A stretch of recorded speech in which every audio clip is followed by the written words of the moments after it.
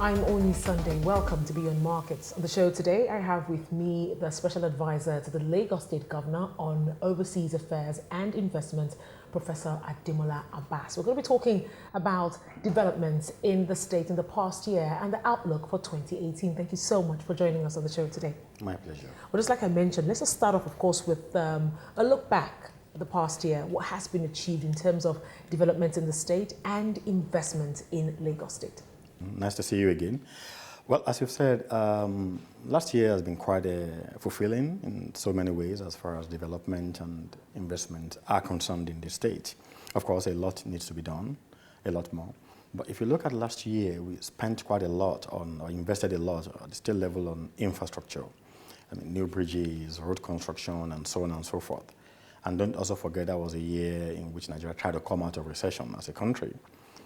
So there was need for us to invest massively on infrastructure to be able to get employment going in the sectors like the artisan, your carpenters, bricklayers, and what have you, to keep giving people jobs, because as a government, we do believe that there's no better way out of recession than to spend your way out of recession. So a lot took place last year. I think we put in a lot of effort in security, in infrastructure, and in ease of doing business as far as investment is concerned.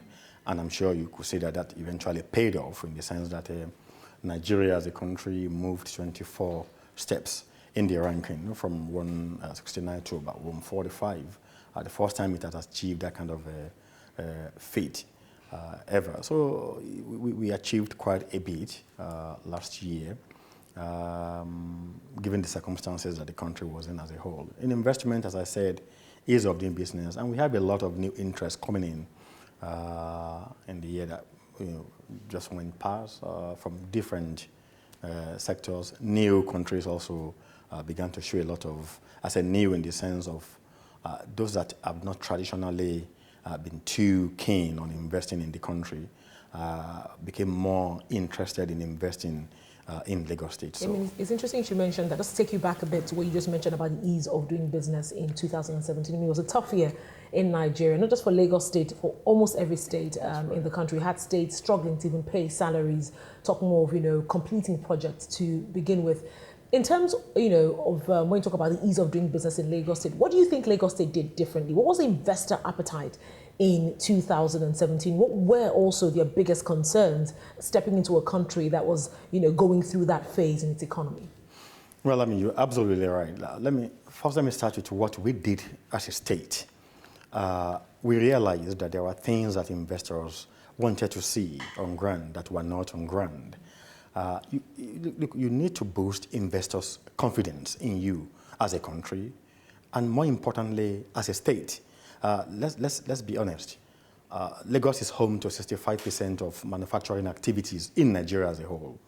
So a lot of investors are more interested in Lagos State than in most places. So it is not an accident that in ranking Nigeria as a country, Lagos accounts for 73%, Kano for 27%. So together they make up the 100% of the ranking. So we had to get it right, and luckily the federal government took the charge under PEBEC, under the office of His Excellency the Vice President of the country. Took charge of it, and we collaborated with it. And because here we have the office of OTCI, the Office of Transformation, Creativity and Innovation, which spearheaded our Ease of Doing Business.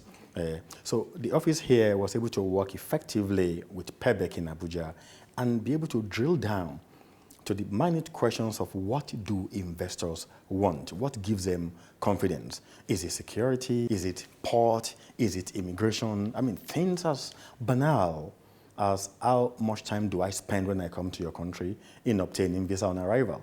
It is not enough for the federal government to say, oh, now, foreigners or investors can get visa on arrival. If I come to your country and I'm going to be spending 5-6 hours to get visa on arrival, it's as good as, just applying in my own country and spending 2 or 3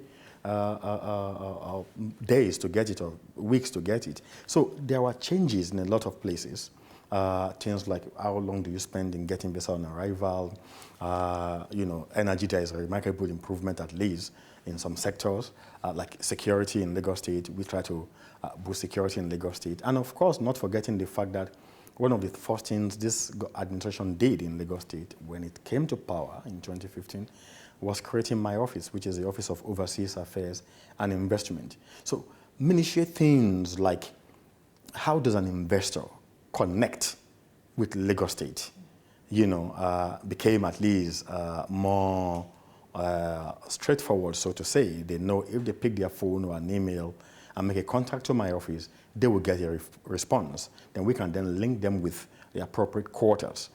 So that contributes a lot to ease of doing business. So it's a lot of, it's a cavalcade of many things. Let's just dissect this a bit. Let's start, of course, with security, physical security to begin with, and of course, the security of contracts, which is actually very key in the state. Talk us through what's really playing out there and what the plan is for 2018. Yeah, thanks a lot. You're absolutely right. Because when people often talk about security, they talk about the security, physical security of your person. But when you talk about investment climate, there is an absolute necessity to focus on the security of your investment. In terms of physical security, yes, the state, of course, traditionally is responsible for the security of its own people. But in Lagos State, we do have the Lagos State Security Trust Fund, LSSTF, which actually I am a member of. That is a fund, it's an interventionist fund.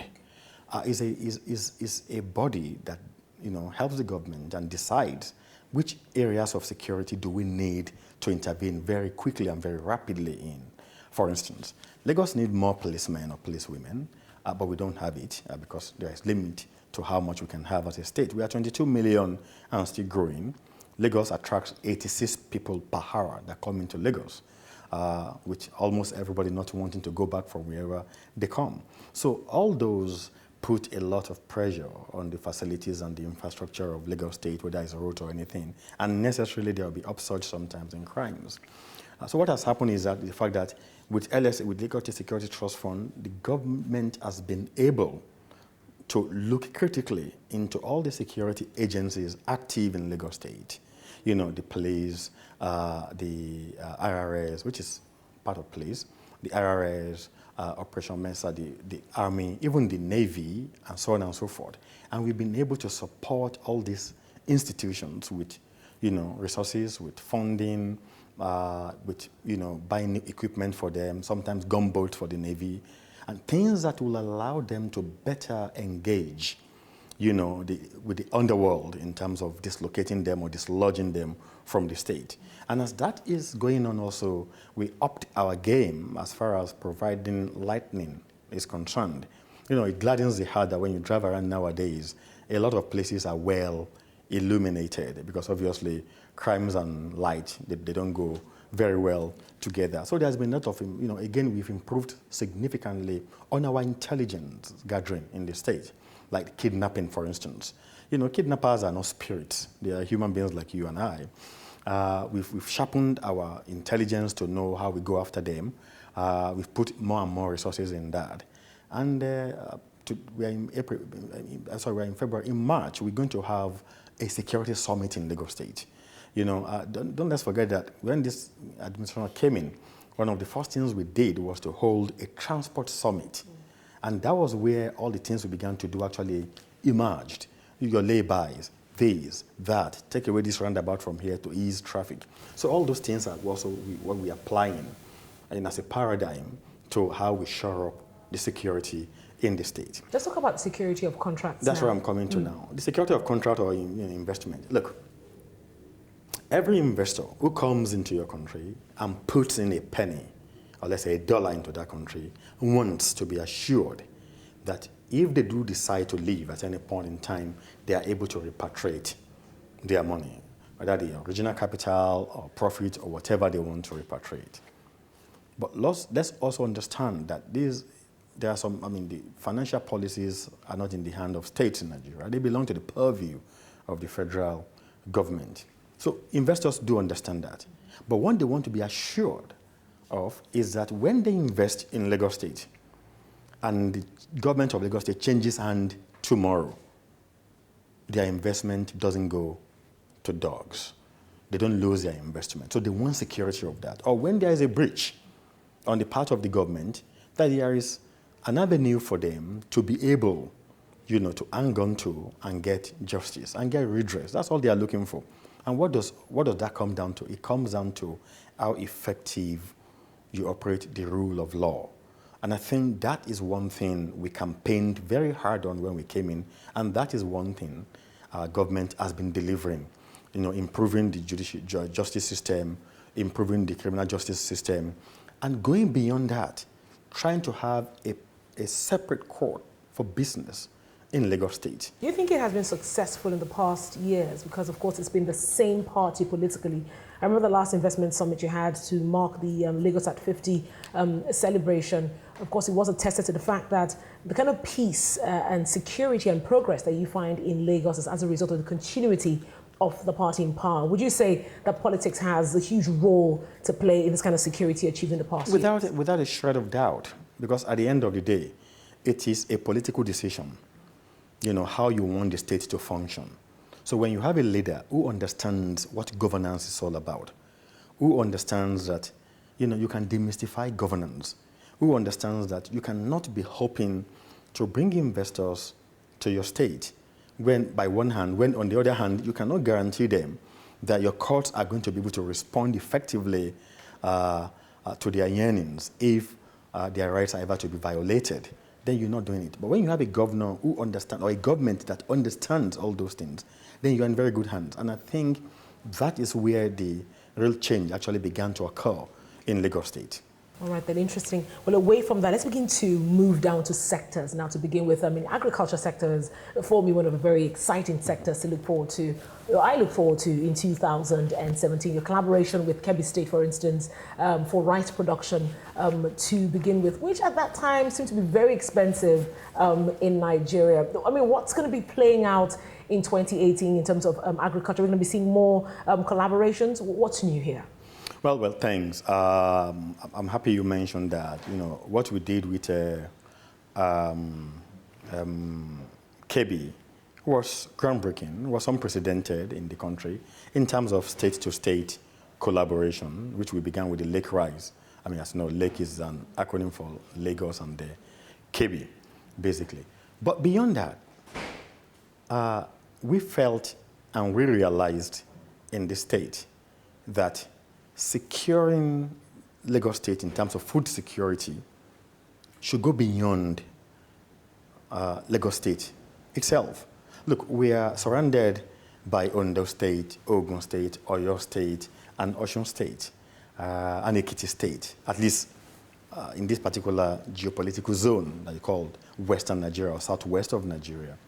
So, and the more successful we become as a state in Lagos, the more attractive we become to indigenes of other states. So we are a huge magnet in that. And I did mention earlier on that 86 persons migrating to Lagos State from other states, on hour basis, not daily, on hour basis. I think the closest is New York, 17. So for us in Lagos State, we have to look beyond what we are doing with Kebbi and look into how can we secure the whole of Southwest in terms of food security. So what we are doing is, you remember, we purchased a 32-ton per hour rice mill in Lagos, which will be sited in Imota in Lagos State here, which is the biggest of its kind in Nigeria today. But then we need 32,000 hectares of land to work that rice mill. So what we are doing, and I'm quite involved in that, is to be able to talk to go to other southwestern states to be able to have an arrangement with them in which we can grow paddies on their lands and then offtake it as a state.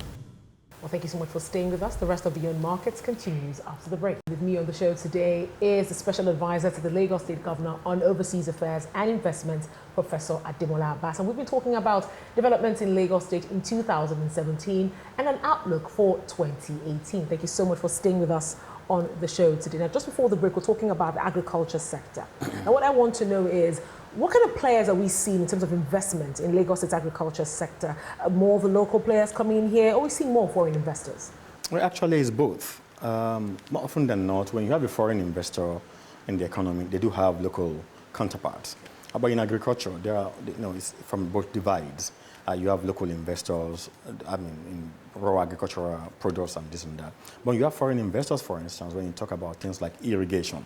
We're talking to a lot of foreign investors currently about, helping us to develop irrigation system in Lagos State and so on and so forth. Actually, it's both of them. Interesting. But who would you like to see participate the most, really, in Lagos State agriculture space? To be honest with you, it doesn't really matter. It doesn't matter. As long as the money is coming Bring in. the money, and your money is guaranteed, and I grow my IGR, I'm able to accomplish what I want to do.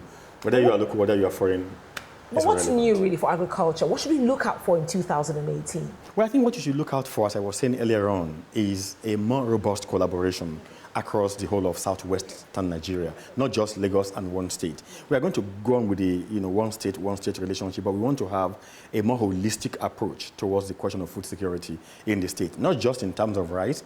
We also have other agricultural value chains, your tomato, your yam, your this and that. So it's going to be a broad range of activities. Clearly, food security is key in Lagos. So we could actually talk about other sectors and what plans are there, but then without energy, we're actually just going to be going around in circles. Talk us through the state's strategy to boost energy in 2018.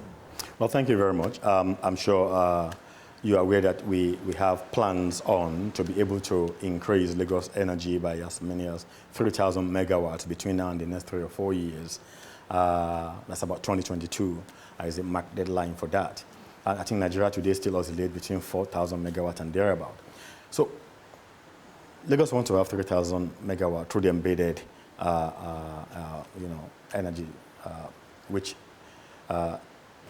is going to be a huge boost or tonic to our economy in Lagos State, because investors do worry a lot about energy.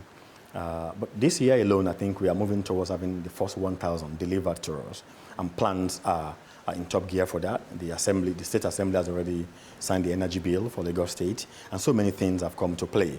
So I'm sure by the end of this year, we reasonably expect to have 1,000 of those 3,000 megawatts. There will be lots of PPPs to ensure this is a success, isn't it? No doubt about that. A lot of players, foreign, local, as I say, it's a conglomerate of players, and also in the energy sector that will help us deliver that, but it will be delivered. Interesting. Let's take a look at transportation now to begin with. I know, talking to you sometime in 2016, I believe that was when, we talked about the issue of the fact that the water transportation in Lagos State is still underutilized to begin with. I know Lagos State government has plans in terms of boosting, of course, it's reviving its ferries and, of course, water transportation for tourism. But then for business, let's take a look at that space. We're going to be seeing that in 2018. And permit me to ask, really, for a state that's surrounded by water, I remember the last time you had the Third Mainland Bridge under construction, the waters were still, and you had traffic on Third Mainland Bridge. What do you think has kept investors or players from getting into that space over the decades? Well, water transportation or transportation is just one sector of the economy. It's a huge sector. It's our key priority to be able to move people around with ease.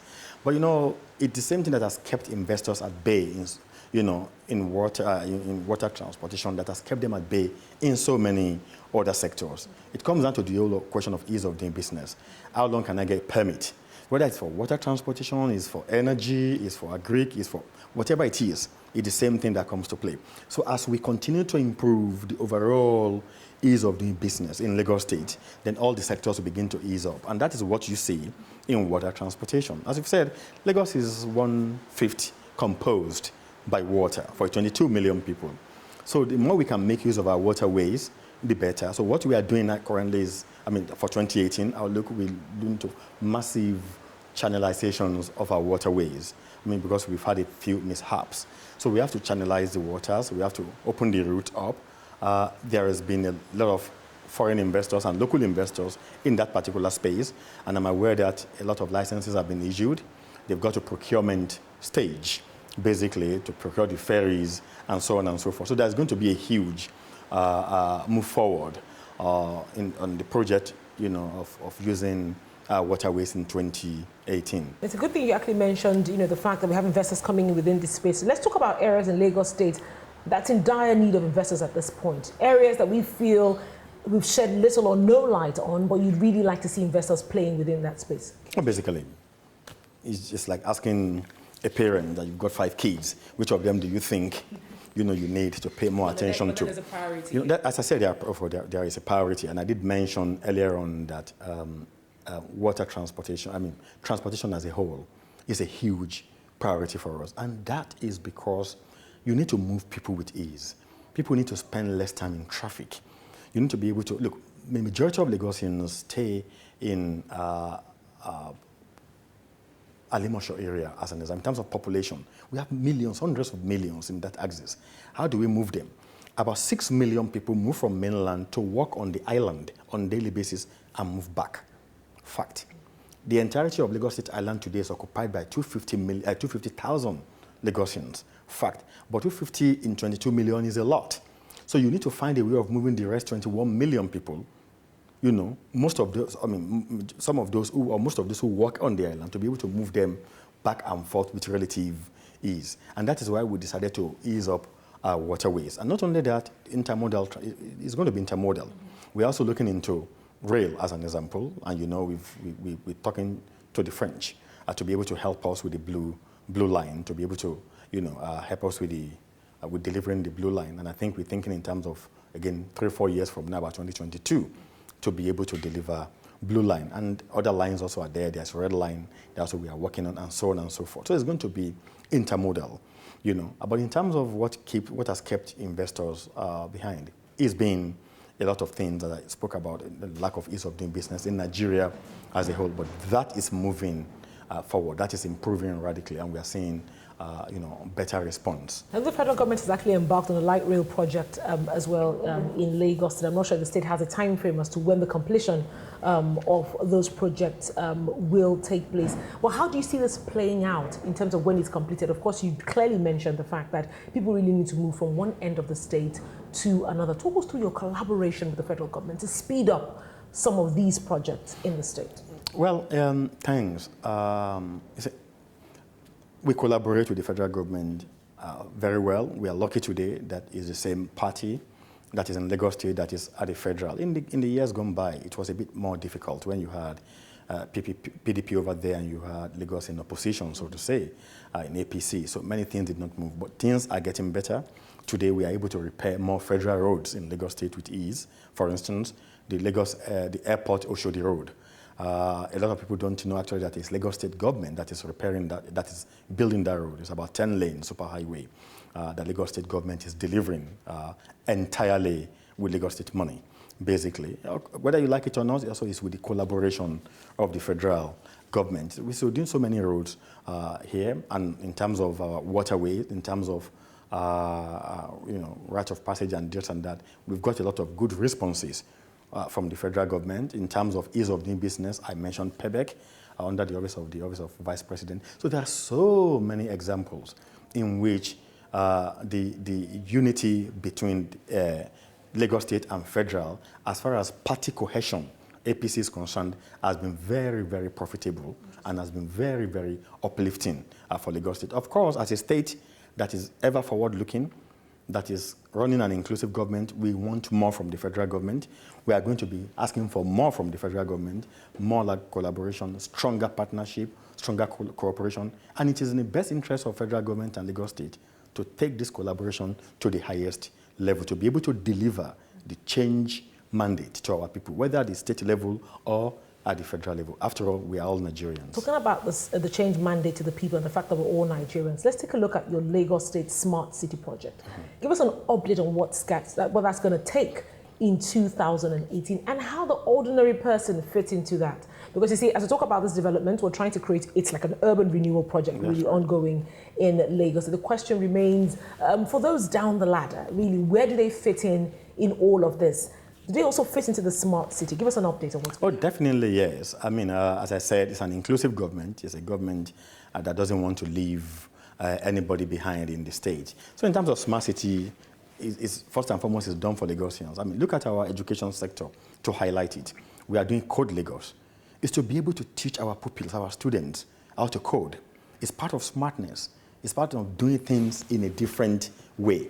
So in that way, thousands and millions of students are going to key into it. And when you're talking about, the ordinary people keying into it, you start with the kids. You start with the students, with the youth. They are the future leaders of tomorrow. So if you can do Code Lagos to them, fantastic. Look at Ready, Set, Work. It's a smarter way of making sure we get our students from our tertiary institutions and we prepare them, we give them smartness to go into the market and be able to compete better. By then they are equipped with the best technology.